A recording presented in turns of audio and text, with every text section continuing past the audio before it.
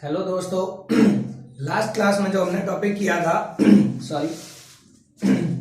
Last class में जो हमने टॉपिक किया था वो आपका कहां तक कर लिया था हमने। आपकी स्टेट्स, जो आपकी मैटर की स्टेट्स होती है, उन तीनों को कंप्लीट कर लिया था, उन तीनों का कंपैरिजन भी कर लिया था।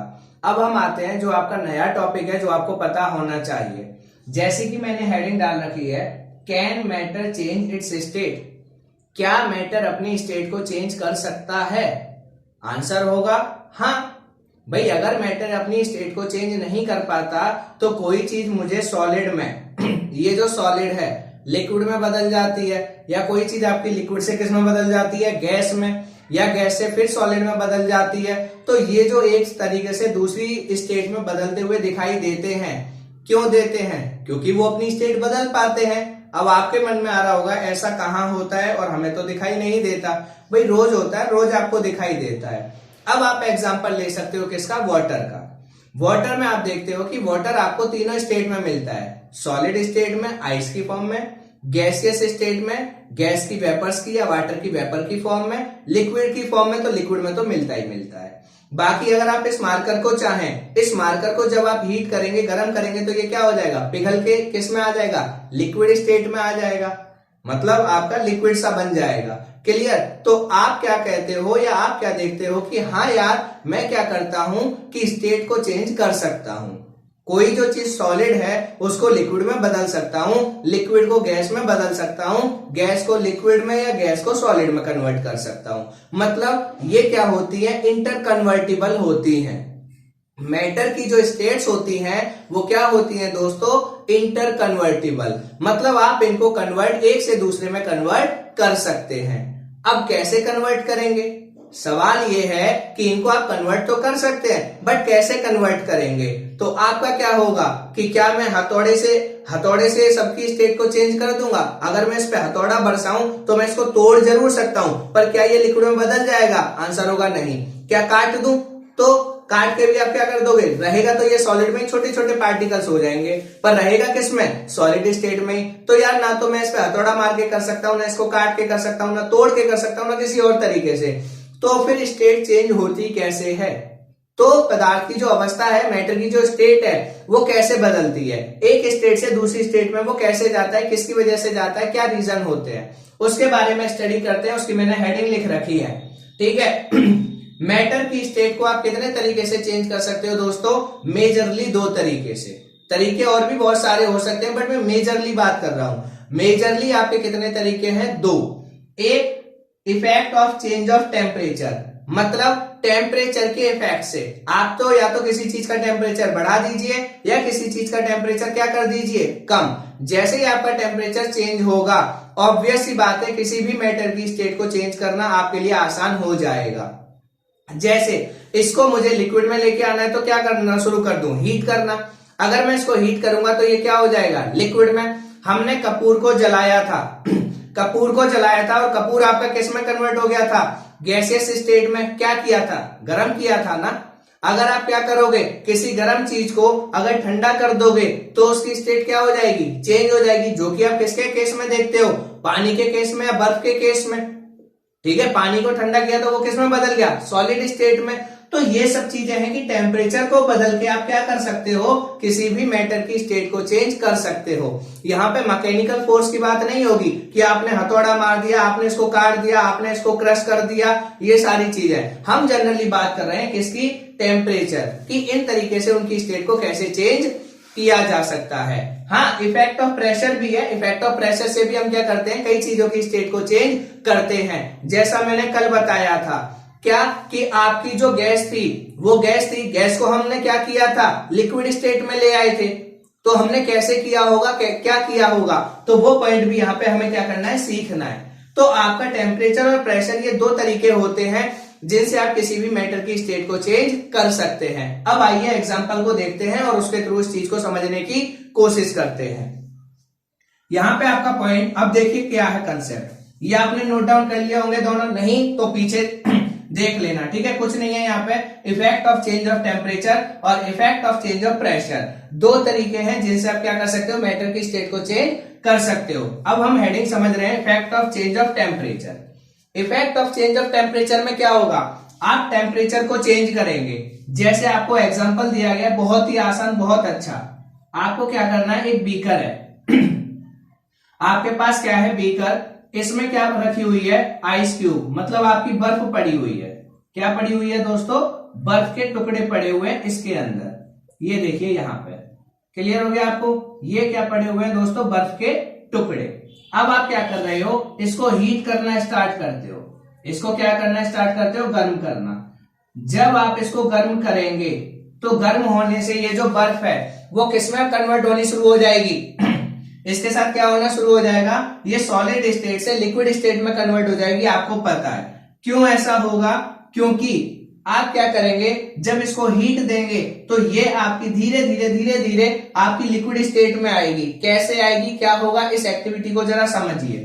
आपकी एनसीईआरटी में क्या कहा गया है कि आपको एक बीकर लेना है, उस बीकर में बर्फ के कुछ टुकड़े डालने हैं और आपको उसका क्या करना है, थर्मामीटर लगाना है। कौन सा, लेबोरेटरी थर्मामीटर। लेबोरेटरी थर्मामीटर आपको यहां पे लगाना है और इसकी रीडिंग नोट करनी है। आपको इसकी क्या करनी है, रीडिंग नोट करनी है जलाने से पहले। अब मैं थर्मामीटर से जुड़े हुए 3 क्वेश्चन आपको बताता हूं जो आपको कंफ्यूज करते हैं, या फिर आपको समझाता हूं क्या होता है। जैसे सपोज आपके पास ये है बीकर नंबर 1, बीकर नंबर 2 और बीकर नंबर क्या है 3। इसमें आपको क्या करना है, कोई सॉल्यूशन भरा हुआ है, कोई दोस्तों क्या भरा हुआ है, सॉल्यूशन। तो आप अगर इसका टेम्परेचर नोट करना चाहते हैं, किसका, ठीक है, सॉल्यूशन का, तो मैं 3 ऑप्शन बना के दिखा रहा हूं। एक, थर्मामीटर ऐसे लगाएंगे कि ये हवा में लटका होगा, थर्मामीटर ऐसे लगाएंगे कि ये क्या होगा, यहां बीच में होगा, और तीसरा थर्मामीटर ऐसे लगाएंगे कि ये बिल्कुल कंटेनर को नीचे टच कर रहा होगा। मैं आपसे पूछना चाहता हूं कि किसी भी सॉल्यूशन की या किसी भी चीज की रीडिंग लेने का इनमें सबसे सही तरीका कौन सा है। आंसर होगा ये गलत। क्यों, क्योंकि इसमें मुझे जो टेम्परेचर मिलेगा वो ये लिक्विड जब गर्म हो जाएगा तो इसका टेम्परेचर मिलेगा इसकी भाप का या स्टीम का, अगर मैं इसको गर्म कर रहा हूं तो, नहीं तो मुझे खाली एयर का मिलेगा, इसका मिलेगा ही नहीं। इस केस में ये भी गलत। क्यों गलत, क्योंकि आपको इसमें जो टेम्परेचर मिल जाएगा, पहले कौन गर्म होगा, बर्तन, तो इसमें आपको पहले बर्तन का मिल जाएगा इस सॉल्यूशन से बहुत पहले ही। आपकी रीडिंग बिल्कुल गलत। सही तरीका क्या होगा कि जिसका भी आपको टेम्परेचर नोट करना है, थर्मामीटर हमेशा सॉल्यूशन के बीच में या मिडिल में आना चाहिए, ना तो बिल्कुल ऊपर ना ही बिल्कुल नीचे। कहां पे, मिडिल में, जिससे आपको बिल्कुल एग्जैक्ट या एक्यूरेट रीडिंग मिले। ये आप लेबोरेटरी में गलतियां करते हैं जिससे आपके क्या होते हैं, रिजल्ट बिल्कुल एप्रोप्रिएट या प्रॉपर नहीं आते। इसीलिए मैंने यहाँ पे जो थर्मामीटर है वो यहाँ पे लगाया है, या इसको यहाँ भी कर सकता हूं, बिल्कुल टच नहीं किया। क्लियर हो गया, पहला जो क्वेश्चन बन जाता है एमसीक्यू का। अब देखते हैं आगे इस रीडिंग में क्या होगा। इस रीडिंग में आपने क्या किया कि आपने जैसे ही गर्म करना शुरू किया, अब मैं कंडीशन बताता हूं, आप इसको क्या करेंगे, गर्म करना स्टार्ट करेंगे। आपने सपोज 9:30 बजे आपने इसको गर्म करना स्टार्ट किया, उस टाइम पे टेम्परेचर कितना था आपका, सपोज हम मान लेते हैं टेम्परेचर है इसका सपोज 0 डिग्री सेल्सियस, ठीक है।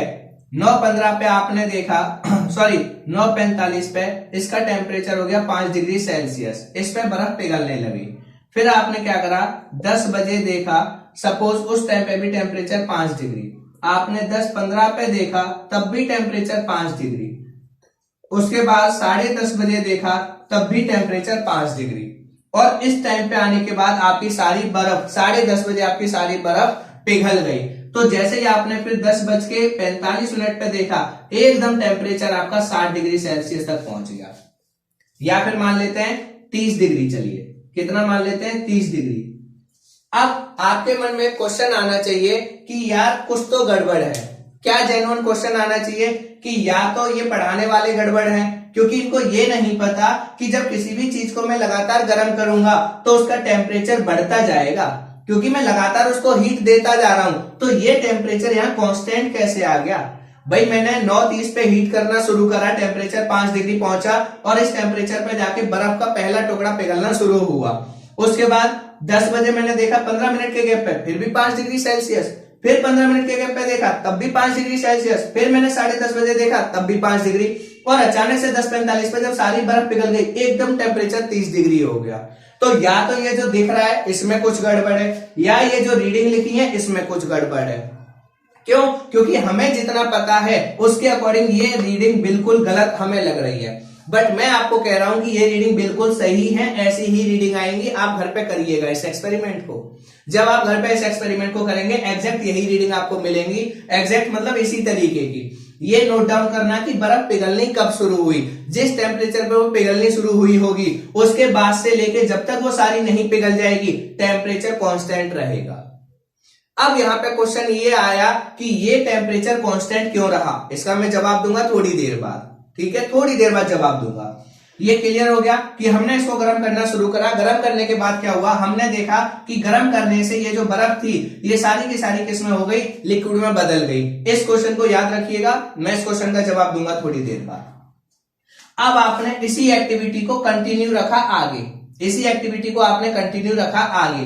अब देखिए कैसे कंटिन्यू, क्योंकि आपकी अब ये जितनी बर्फ थी ये सारी किस्में बदल गई पानी में, ये सारी किस्में बदल गई दोस्तों वाटर में। अब आप इसको लगातार अब भी हीट किए जा रहे हैं, लगातार अब भी आप इसको क्या किए जा रहे हैं, हीट। ये थोड़ा स्ट्रक्चर इसको नीचे कर लेना, ठीक है, या मतलब समझ लेना। अब आप इसको हीट किए जा रहे हैं, आपने इसमें फिर से थर्मामीटर डाला, वही पड़ा हुआ है। इसकी रीडिंग को आपने 10:45 के बाद नोट किया, 10:45 पे, फिर आपकी 11 बजे। अब ये एक्सपेरिमेंट ये पहले वाला पार्ट का था, अब ये पहला वाला पार्ट यहां से शुरू। ये 10:45 पे आपका 30 साई लिक्विड में कन्वर्ट हो गया। अब आपका क्या है, अब भी आप इसको हीट किए जा रहे हैं। आपको पता है 11 बजे सपोज इसका टेम्परेचर पहुंच गया 100 डिग्री, फिर आप देखेंगे 11:15 पे भी कितना होगा 100 डिग्री, फिर आप 11:30 बजे देखेंगे तब भी कितना होगा 100 डिग्री। 11:45 पे जाके इसका टेम्परेचर 100 से ऊपर जाएगा, सपोज हो गया 105 डिग्री। ठीक, मैं ये चीज आपको क्या बताना चाह रहा हूं, फिर से आपने देखा कि जब मैंने पानी को गर्म किया तो आपको पता है पानी का बॉइलिंग पॉइंट कितना होता है, कितने डिग्री पे उबलना शुरू कर देता है 100 डिग्री। तो 100 डिग्री पे ये क्या करेगा, आपका जैसे ही 100 डिग्री पहुंचेगा तो ये पानी भाप में बदलना शुरू हो जाएगा। किसमें, भाप में बदलना शुरू हो जाएगा। उसके बाद जब तक ये सारा पानी भाप में नहीं बदलेगा इसका टेम्परेचर फिर से पिछली बार की तरह 100 ही रहेगा। जैसे ये सारा किस्में बदल जाएगा भाप में, उसके तुरंत बाद एकदम टेम्परेचर बहुत बढ़ जाएगा। क्लियर? तो ये क्या हो रहा है यार, ये तो बड़ा ही कंफ्यूजिंग क्वेश्चन है कि ये हो क्या रहा है और कैसे हो रहा है। इसका जवाब अब मैं देता हूं। ये क्वेश्चन आपका क्या आता है पेपर में, बड़े प्यार से आपसे पूछा जाता है कि आपका पहली बात आपको क्लियर हो गया कि टेम्परेचर को चेंज करने से किसी भी मैटर की स्टेट को चेंज किया जा सकता है, आपने उसको यहाँ पे देख लिया। अब हम क्या करते हैं, अब आंसर समझते हैं कि ये टेम्परेचर क्यों कांस्टेंट रहता है एक पर्टिकुलर पॉइंट पे पहुंचने के बाद। भाई किसी भी चीज को जिसकी मैं स्टेट चेंज कर रहा हूं उसका टेम्परेचर एक पर्टिकुलर पॉइंट पे पहुंचने के बाद कांस्टेंट क्यों रहता है, किस रीजन की वजह से रहता है। आइए उसका आंसर ढूंढते हैं। आंसर क्या होता है दोस्तों, आपने जो शुरू में एनर्जी दी, आपने जो शुरू में एनर्जी दी 9:30 बजे, हुआ क्या, वो एनर्जी गई सपोज इसके पास और उसने इसके जो पार्टिकल हैं, ये जो बर्फ के छोटे छोटे टुकड़े, ये छोटे छोटे पार्टिकल से जो मिलके बना है, ये जो एनर्जी आपने दी ये इन पार्टिकल्स को तोड़ने में खर्च हो गई। किसको, इन पार्टिकल्स के फोर्स ऑफ अट्रैक्शन को। एक टुकड़े की बात कर रहा हूं, अभी सभी की नहीं, पहले टुकड़े के फोर्स ऑफ अट्रैक्शन, पहले टुकड़े के जो पार्टिकल्स हैं बर्फ के, उनकी फोर्स ऑफ अट्रैक्शन को तोड़ने में खर्च हो गई। ठीक है, उसको टाइम कितना लगा, 15 मिनट में वो खर्च हो गई आपकी यहाँ पे इनको तोड़ने में। तो आपकी 15 मिनट में एक बर्फ का टुकड़ा तो किस में बदल गया, पानी में बदल गया। भाई अब इसको भी तो एनर्जी चाहिए पानी में बदलने के लिए, इसको भी तो एनर्जी चाहिए, क्योंकि इन सबके भी तो छोटे छोटे पार्टिकल्स होंगे, उनकी भी तो जब फोर्स ऑफ अट्रैक्शन कम होगी या वो टूटेगी तभी तो ये किसी स्टेट में आ पाएंगे, लिक्विड। तो आपका जो ये टेम्परेचर कांस्टेंट रहा था लगातार हीट करने पर भी, वो इसलिए कांस्टेंट रहता है क्योंकि जो बाकी बचे हुए जो पार्टिकल्स हैं, जिनकी स्टेट चेंज करनी है, उनके पार्टिकल्स की फोर्स ऑफ अट्रैक्शन को तोड़ने में वो एनर्जी खर्च होती है। दोबारा बताता हूं, यहाँ पे ये सपोज बर्फ का टुकड़ा है, ये आपका एक टुकड़ा तो हमने क्या मान लिया आपका कन्वर्ट हो गया किसमें, वाटर में। अब ये जो बाकी बचे हुए टुकड़े हैं, यहाँ पे अगर मैं कंसीडर करूं तो भाई इसको भी तो एनर्जी चाहिए। भाई सिंपल सी बात है, एक को एनर्जी मिल गई, ये तो लिक्विड में बदल गया, इसको भी तो एनर्जी चाहिए तभी तो ये बदलेगा, फिर इसको भी चाहिए, फिर इसको भी चाहिए। तो जो आप लगातार हीट करते जा रहे हैं वो एनर्जी टेम्परेचर को बढ़ाने में खर्च नहीं हो रही, वो उस मॉलिक्यूल के पार्टिकल्स की फोर्स ऑफ अट्रैक्शन को तोड़ने में खर्च हो रही है। पहली वाली 15 मिनट की एनर्जी किस में खर्च हुई? पहले पार्टिकल, पहला जो आपका मॉलिक्यूल है आइस का मॉलिक्यूल, उसके पार्टिकल्स की फोर्स ऑफ अट्रैक्शन को, दूसरे 15 मिनट की एनर्जी इस पार्टिकल की फोर्स ऑफ अट्रैक्शन को, तीसरी इस मॉलिक्यूल की फोर्स ऑफ, इस मॉलिक्यूल के पार्टिकल की फोर्स ऑफ अट्रैक्शन, इसकी क्या होगी? इस मॉलिक्यूल की पार्टिकल्स की फोर्स ऑफ अट्रैक्शन को।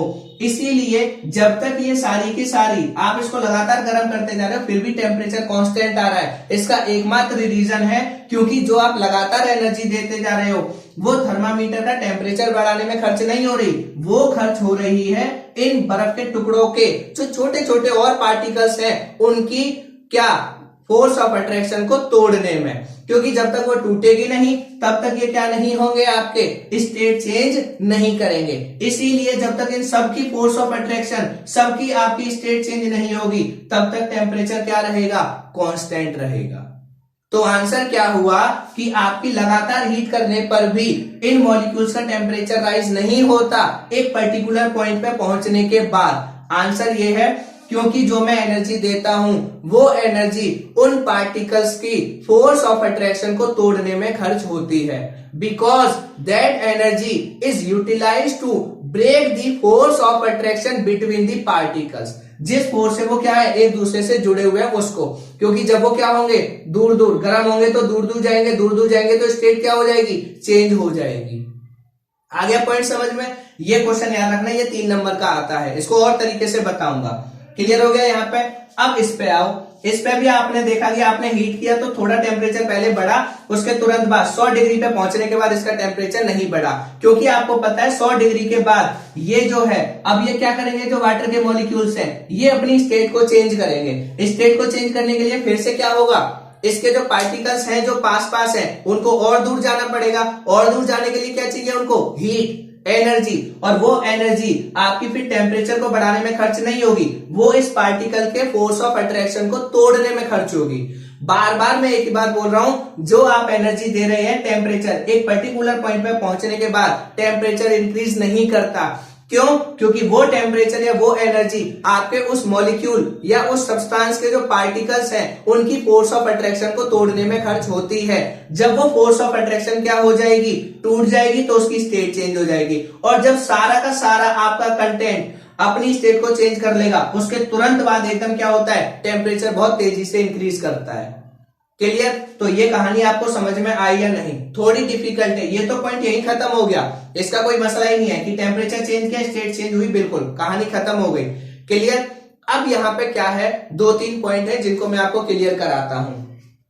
समझ में आ गई होगी बात कि किसी भी जब आप सब्सटेंस की स्टेट को चेंज करते हैं तो एक पर्टिकुलर पॉइंट पे पहुंचने के बाद उसका टेम्परेचर क्यों नहीं बढ़ता? क्योंकि वो एनर्जी आपकी क्या होती है, उस पार्टिकल्स के, जो वो सब्सटेंस है उसके पार्टिकल्स की फोर्स ऑफ अट्रैक्शन को तोड़ने में खर्च होती है। और जब तक सारे के सारे पार्टिकल्स अपनी स्टेट चेंज नहीं कर लेंगे तब तक टेम्परेचर आपका इंक्रीज नहीं होगा, वो क्या रहेगा? कांस्टेंट रहेगा। और जैसे ही सब अपनी स्टेट चेंज कर लेंगे, अब एनर्जी इनकी फोर्स ऑफ अट्रैक्शन को तोड़ने में खर्च नहीं हो रही, अब वो किस में खर्च हो जाएगी? थर्मामीटर की रीडिंग को बढ़ाने में। आगे बात समझ में? सेम कंसेप्ट यहाँ पे है, सेम कंसेप्ट यहाँ पे है। अब आपके पेपर में 2 चीजें आ जाती हैं, वो देखिए। इस रीडिंग को जरा ध्यान से समझना, थोड़ी कॉम्प्लिकेटेड है ये। अब आगे क्या पॉइंट है दोस्तों? आगे है कि ये जो एनर्जी होती है जो छुपी रहती है, ये एनर्जी जो हमें टेम्परेचर बढ़ती हुई दिखाई नहीं देती, इस एनर्जी को क्या कहते हैं? तो इसको कहते हैं लेटेंट हीट। इसको क्या कहते हैं दोस्तों? Latent heat. ध्यान रखना, क्या? Latent heat. लेटेंट का मतलब होता है छिपा हुआ या हिडन। क्या होता है? हिडन या फिर छिपा हुआ। क्या? हिडन या छिपा हुआ। मतलब जो भी चीज आपकी छिपी रहती है। अब आप देखिए, आपने लगातार इसको हीट किया, लगातार इसको हीट किया, पर क्या आपका टेम्परेचर बढ़ा? नहीं। आप लगातार एनर्जी दे रहे हो फिर भी क्या वो आपको टेम्परेचर में दिखाई दे रही है? नहीं। तो उस एनर्जी को क्या कहते हैं? Latent heat. तो लेटेंट हीट का मतलब क्या हो गया? Hidden energy, the energy which is not seen. ठीक है, not seen in the sense कि टेम्परेचर राइज करने में वो आपको दिखाई नहीं देती, उसको क्या कहते हैं? लेटेंट हीट या हिडन हीट भी कहते हैं। क्लियर? अब ये जो पॉइंट है लेटेंट हीट, क्लियर हो गया। लेटेंट हीट मतलब छुपी हुई एनर्जी को हम लेटेंट हीट कहते हैं, जो हमें टेम्परेचर बढ़ना चाहिए पर हमें दिखाई नहीं दे रही, टेम्परेचर कांस्टेंट है, क्योंकि वो कहां खर्च हो रही है आपकी पार्टिकल्स की फोर्स ऑफ अट्रैक्शन को तोड़ने में, पार्टिकल्स की फोर्स ऑफ अट्रैक्शन को तोड़ने में, बार बार ये वर्ड। अब यहां से दो चीजें निकल के आती हैं, एक लेटेंट हीट ऑफ फ्यूजन और दूसरी लेटेंट हीट ऑफ वेपराइजेशन। ये पहले बताइए, लेटेंट हीट क्लियर हो गई। लेटेंट हीट क्या होती है? छिपी हुई एनर्जी जो आपको दिखाई नहीं देती, कहां खर्च हो रही है? पार्टिकल्स की फोर्स ऑफ अट्रैक्शन को तोड़ने में, जब सब्सटेंस की क्या हो रही है? स्टेट चेंज हो रही है। क्लियर हो गया। अब यहाँ पे दो कंसेप्ट और सीख लीजिए। क्या? लेटेंट हीट का आपने सीख लिया, अब लेटेंट हीट ऑफ फ्यूजन और लेटेंट हीट ऑफ वेपराइजेशन, क्योंकि यहां से पेपर में क्वेश्चन बनता है। ठीक है, एग्जैक्टली क्वेश्चन क्या है वो मैं आपको बताता हूं। क्वेश्चन क्या आता है? ठीक है, पहला क्वेश्चन तो आपका हो गया कि आपका पर्टिकुलर टेम्परेचर या पर्टिकुलर पॉइंट पे पहुंचने के बाद किसी का टेम्परेचर चेंज होता हुआ नहीं दिखता। ठीक है, वो एनर्जी कहां जाती है? मतलब ये क्वेश्चन है, एनसीईआरटी में बना हुआ है, तो आंसर होगा that energy is utilised for the breaking of intermolecular force of attraction between those particle. कि वो जो एनर्जी है वो आपकी थर्मामीटर के टेम्परेचर को राइज करने में यूज नहीं होती, वो उन जिन सब्सटेंस की स्टेट चेंज हो रही है उन पार्टिकल्स, उनके पार्टिकल्स की फोर्स ऑफ अट्रैक्शन को तोड़ने में खर्च होती है। अब यहाँ पे दो चीज सीख लीजिए, फिर मैं अपनी क्लास ओवर करूंगा। ठीक है, latent heat of fusion, latent heat of fusion, clear. Latent heat आप सीख चुके हैं, छुपी हुई हीट। फ्यूजन का मतलब क्या होता है? वर्ड पे जाइए बार बार। फ्यूजन का मतलब होता है जब भी कोई सॉलिड किस में कन्वर्ट होता है? लिक्विड में। जब भी कोई सॉलिड लिक्विड में कन्वर्ट होता है उसको हम क्या कहते हैं? फ्यूजन। तो क्या होगा? लेटेंट हीट ऑफ फ्यूजन क्या होगी कि सॉलिड को लिक्विड में बदलने के लिए जितनी एनर्जी दी जाती है उसको लेटेंट हीट ऑफ फ्यूजन कहते हैं। उसको क्या कहते हैं? Latent heat of fusion. इसमें एग्जांपल क्या याद रखोगे आप? बर्फ वाला। भाई बर्फ सॉलिड स्टेट में था, उसको हमने एनर्जी दी, हीट किया, वो किस में कन्वर्ट हो गया? लिक्विड में। तो लेटेंट हीट ऑफ फ्यूजन क्या होती है? सॉलिड को लिक्विड में बदलने के लिए जितनी एनर्जी वो एब्जॉर्ब करता है, वो सब्सटेंस एब्जॉर्ब करता है, या जितनी एनर्जी हम देते हैं उसी को लेटेंट हीट ऑफ फ्यूजन कहते हैं। तो अगर आप डेफिनेशन लिखना चाहें तो लिख सकते हैं द एनर्जी, ठीक है, the energy which is absorb by 1 kg solid to convert into liquid. ये आपकी एनसीईआरटी में बिल्कुल लास्ट पेज पे लिखी हुई है, वहां से आप चाहे लिख सकते हैं, नहीं तो मैं आपको बता रहा हूं। ठीक है, the amount of energy which is absorb by 1 kg solid to convert into liquid. 1 kilo ठोस को, 1 किलो सॉलिड को लिक्विड में बदलने के लिए जितनी एनर्जी चाहिए होती है, जितनी एनर्जी वो एब्जॉर्ब करता है, उसी एनर्जी को मैं लेटेंट हीट ऑफ फ्यूजन कहता हूं। अब यहां से क्वेश्चन क्या आता है? क्वेश्चन ये आता है कि आपका 0 डिग्री पे जो आपकी बर्फ होगी या 0 डिग्री पे पानी होगा, कौन सा ज्यादा ठंडा लगेगा? 0 डिग्री सेल्सियस का पानी आपको वाटर ज्यादा ठंडा लगेगा या 0 डिग्री सेल्सियस की आपको आइस ज्यादा ठंडी लगेगी? तो आंसर होगा, अब जरा देखना, कौन बदल रहा था? सॉलिड किस में बदल रहा है? लिक्विड में। ये रही आपकी आइस, इसको आपने हीट किया, ये किस में बदल गई? वाटर में। अब एक बात बताइए, इस आइस की अपनी एनर्जी कुछ ना कुछ पहले होगी और इस वाटर की भी कुछ ना कुछ एनर्जी पहले होगी। आपने इसको गर्म करके इसको और एनर्जी दे दी और वो एनर्जी किसके अंदर चली गई? वाटर के अंदर। भाई मैं आपको कंसेप्ट बता रहा हूं, ये आपकी बर्फ है, बर्फ को आपने क्या किया? गर्म किया। गर्म करने पे ये किस में बदल गई? किस में बदल जाएगी आपकी? पानी में बदल जाएगी। क्लियर? तो अब जरा बताइए, आपकी ज्यादा एनर्जी किस में होगी? बर्फ के अंदर या पानी के अंदर? भाई इसकी अपनी कुछ एनर्जी पहले होगी, इसकी भी अपनी कुछ एनर्जी पहले होगी। आपने गर्म करके और एनर्जी दी और ये आपने एनर्जी इनको दी, पर ये फाइनली चली किसके अंदर गई? वाटर के अंदर। ज्यादा एनर्जी किस में हो गई? पानी के अंदर। इसलिए जिसमें ज्यादा एनर्जी होगी वही असर ज्यादा दिखाएगा। तो ज्यादा ठंडा 0 डिग्री पे कौन होगा? बर्फ या पानी? आंसर होगा पानी। 0 डिग्री सेल्सियस पे कोल्ड वाटर या ठंडा पानी आपको ज्यादा ठंडा लगेगा। क्यों? क्योंकि उसमें लेटेंट हीट ऑफ फ्यूजन ज्यादा होगी। दोबारा समझाता हूं कैसे। लिक्विड की अपना कुछ ना कुछ एनर्जी होगी पहले से ही, सॉलिड की अपनी कुछ ना कुछ एनर्जी होगी पहले से ही। आपने गर्म किया, आपको लगेगा गर्म करके आपने एनर्जी इसको दी, बिल्कुल जेन्युइनली इसको दी, पर ये इसी स्टेट में रहता तब इसको मिलती ना। इसकी स्टेट तो क्या हो गई, ये तो लिक्विड में चला गया, तो इसको जो एनर्जी मिली इनडायरेक्टली वो सारी एनर्जी किसके अंदर चली गई, लिक्विड में। तो ज्यादा energy, total amount of energy किसमें ज्यादा हो गया, लिक्विड में। कौन सा, लेटेंट हीट ऑफ फ्यूजन। इसीलिए जो आपका पानी होगा 0 डिग्री सेल्सियस पे, वो आपका ज्यादा ठंडा होगा बर्फ के कंपैरिजन में। याद रखना ये क्वेश्चन है, ये क्वेश्चन है आपकी एक्सरसाइज में क्वेश्चन। अब अगला कंसेप्ट, आई होप ये क्लियर हो गया होगा। दोबारा definition, the amount of energy which is absorbed by 1 kg solid to convert into liquid is known as latent heat of fusion. इसके बाद अगली हेडिंग फिर हम कंप्लीट करेंगे, और ये क्वेश्चन जरूर कर लेना, ये जरूरी है कि 0 डिग्री सेल्सियस पे कौन ज्यादा ठंडा है, कौन ज्यादा कैसा है। अब आगे आइए, अगली एक और हेडिंग है, एक और डेफिनेशन, ठीक है। एक और क्या है आपकी, लेटेंट हीट ऑफ वेपराइजेशन। अगली क्या है दोस्तों, लेटेंट हीट ऑफ वेपराइजेशन। देखिए लेटेंट हीट ऑफ वेपराइजेशन क्या होती है,